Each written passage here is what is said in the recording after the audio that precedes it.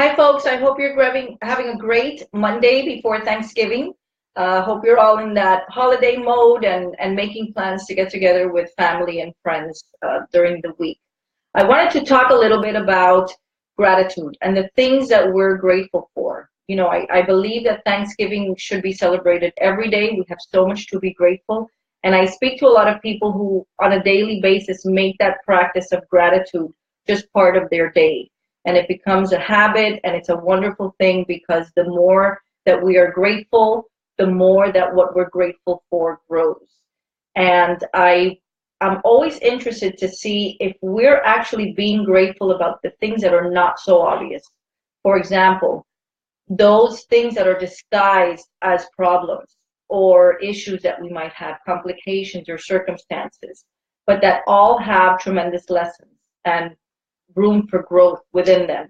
So I wanted to sort of look at the flip side of what we're grateful for today, and maybe be in gratitude for those things that are not so obvious. We hear everybody talk about we're grateful for our family, our health, our friends, our jobs, our homes, our cars, things of that nature, and that's very warranted. I am as well, and I believe that we need to be grateful for those things and not take them for granted. But sometimes there are these things that can be misconstrued at the beginning as negative, and they actually are things that we should be grateful for. So Jocelyn and Chloe and I were on a 3G trip to Barnes& and Noble last weekend, and Jocelyn found this. What do you do with a problem?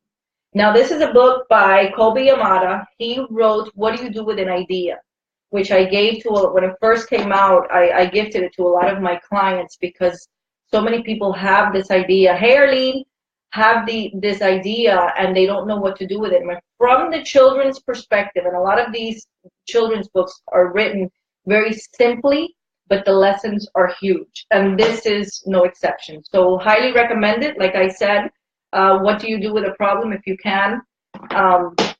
Just came out, and it's just very powerful. And I'm not going to read it for you because I don't want to ruin it. But in a nutshell, it's the kid who's the protagonist of the story has a problem. And all of a sudden, he starts really, really getting into this problem. He starts to feed the problem. He can't stop thinking about the problem. He over worries about the problem. And before you know it, he's consumed by this problem. He thinks this is going to eat him up. And he thinks that this problem is he's gonna lose everything that he has. And he's seeing the problem as this giant, giant thing. And the more he tries to shy away from it, the more he tries to disguise himself to avoid the problem. And the more that he tries to hide from the problem, the bigger it becomes. Why? Because he's constantly worried about the problem. And as we know, what we focus on, we attract. So the more we focus on these problems and these issues, the bigger they become. So at one point in the story, he's so overwhelmed by the problem that he says, that's it, this has to stop. He just can't live like that anymore. And he decides to face his problem head on. And what's very magical is when he actually faces the problem and looks at it, he sees that there's all this beauty inside of this problem. And opportunities for growth and learning and lessons that he hadn't seen before, and that those opportunities might not have been present if not for the problem that brought them about. So it's a really, really beautiful way. Again, it's a children's book. It's I think it's great. It's like The Giving Tree, like by Shel Silverstein. It's really very simple, great for children, but I think it's really, really hits home for us as well. And I encourage you that if you can, get these for your kids.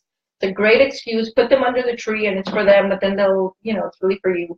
But the truth is that in a very simple form, it gives us a lesson that it's so obvious, but sometimes we ignore. We don't see these things that can be misconstrued as negative as really having great potential for growth and lessons, and that once we get through it, we come out the other end just completely different, and we emerge from it much stronger than we were before we went in. So again, highly encourage you. This is the book, guys. And let's be grateful for those seemingly negative situations that we have, because at the end, you're not grateful for the problem, but you're grateful for the solution in advance. You know, and I talk about that all the time when we're talking about gratitude journals and things that we do to show and to really get ourselves in the gratitude mode, that we are grateful in advance for what is to come. We are not grateful for the problem necessarily, but for the solution that's going to come. We're grateful for the growth and the lessons that are going to come through the problem, the way that they can only come through a problem sometimes that we're facing. So I just want to encourage you to do that. Again, the book is Kobe Yamada, What Do You Do With a Problem? Great book, highly recommended. And let's stay in this mode of gratitude. I pray that it outlasts the Thanksgiving holiday. And I hope you all have a good one.